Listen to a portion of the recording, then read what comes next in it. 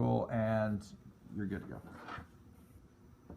So, the title of my piece is Finding the Gap in the Knowledge, Recent Development in Educational Artificial Intelligence and Marketing Artificial Intelligence. So what this really has to do with is artificial intelligence, obviously, which is defined as the intelligence exhibited by machines or softwares. But what is intelligent behavior? Well, intelligent behavior is when a system can perceive its environment and react based on that behavior. For example, user input. So my whole premise is about artificial intelligence and how it's used in different departments of technology. So there's educational artificial intelligence, marketing and business intelligence, and lots of different types of intelligence. But why I'm focusing on educational intelligence and artificial intelligence is because it's become very relevant in our society. For example, lots of people are using online courses such as SAS. We're starting to use GOA, which implements lots of different aspects of educational AI. In addition, marketing intelligence, we see that all the time. Even Google uses our browsing history to create adverts specifically for us. So what I'm comparing is educational artificial intelligence and business intelligence, and the methods that they use, and what the difference between them is. There's been a gap in the research, basically. Not only am I searching for a gap, but there is a gap within the gap. So the research itself, besides not even looking at the numbers, shows that there is a gap between the research in business and the research in education. So I'm focusing on that gap. So my specific research question is, what is the depravity between business technology and e-learning technology considering web mining techniques? And web mining techniques is artificial intelligence, basically, but instead of just using user input, that also talks about using the internet and online sources to integrate with the behavior that can be analyzed through artificial intelligence. So in a summary, I'm looking at educational technology in AI and business technology in AI, and what is the difference between them, not in a qualitative sense, but in a quantitative sense.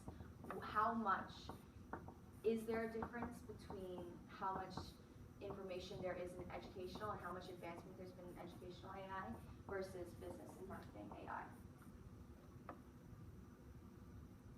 So my working thesis, I won't read it out to you, but what I have found is I have answered my question about the depravity and found that there is less information recently than in educational AI. In fact, before, when AI first started coming about or becoming popular in research, it actually was 1998 was when I found like a very strong source on educational AI.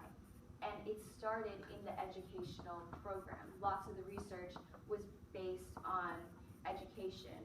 But then when you look at recent years and you start looking at the dates between recent years, there's been a gap with educational, and marketing business AI seems to have way more research and way more methods coming out. So my thesis is basically saying that there is a depravity between educational and business AI. And it's that businesses has had way more research than education recently. So my method, what I did to collect information, and when what I'm collecting is basically the amount of methods in each section. So I started from 1998 to 2015, and I'm just looking at what methods there are within education and marketing. And I try to compare their dates, what they are, like what type, and as you can see through the method. So first of all, I'm doing comparative analysis. So I'm comparing the two, educational and business, through a qualitative and a quantitative sense, a mixed sense, in the fact that I'm collecting data on the techniques, and to organize that data, I have certain sections of that data. I have Python code, which is a type of coding language. Python is actually a branch from object-oriented coding, and it specializes in organizing lists and using statistics. So that's why it chose to use a Python code. So I'm separating my elements. So I have the certain data, the certain thing that I'm collecting. So I'll have the name of the technique, and then the type, whether it's educational or business. I'll have the date that it was created, and basically a description of what it does. So the numbers itself can be analyzed through a statistics class, which is a type of call that you can make in Python. So once you make a list, you can call on a statistics class in order to analyze your data. So it's basically like Excel, but in a Python code. And I used this because it was much easier to organize my elements and my information this way. So once I have my elements in the list, I am going to, well, I have analyzed through the statistics class, so I'll find how many educational there are, how many business there are, what is the dates of those, comparing the dates, and then qualitatively, besides quantitatively, then I can look at what they do, and is there similarities, are there differences in what they do and how they impact their industry. So what I have found, or my results,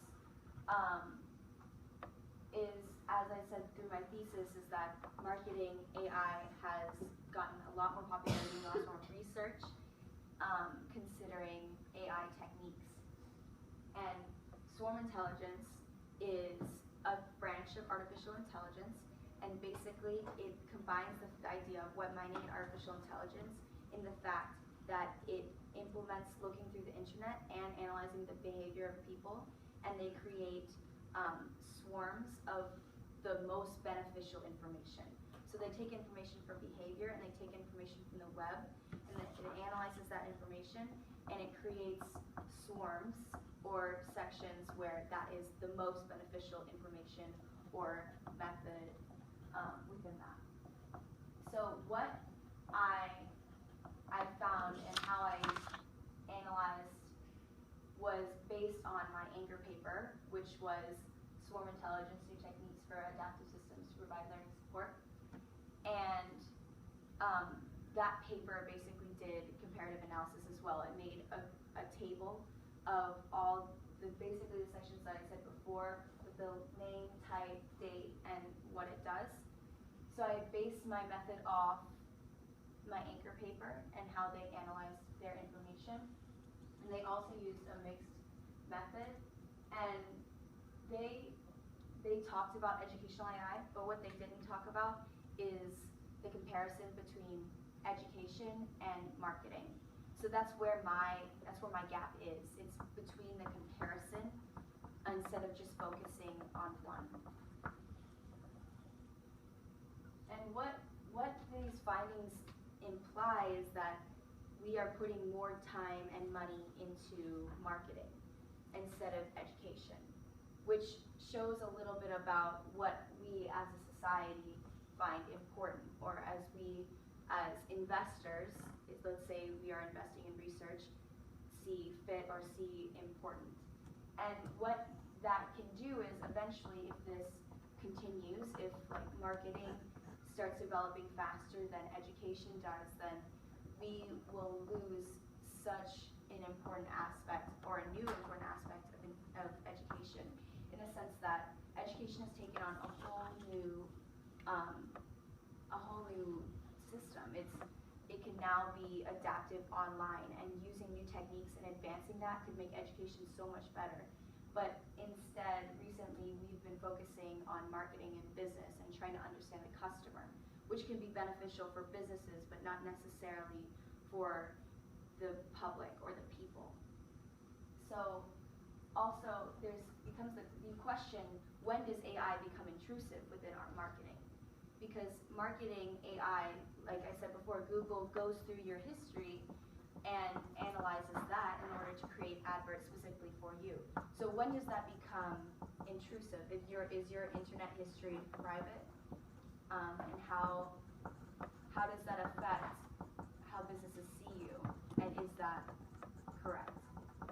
So in conclusion, there's consequences of this information is that education could be so much stronger if we put just as much information into marketing. Thank you. Thanks very much.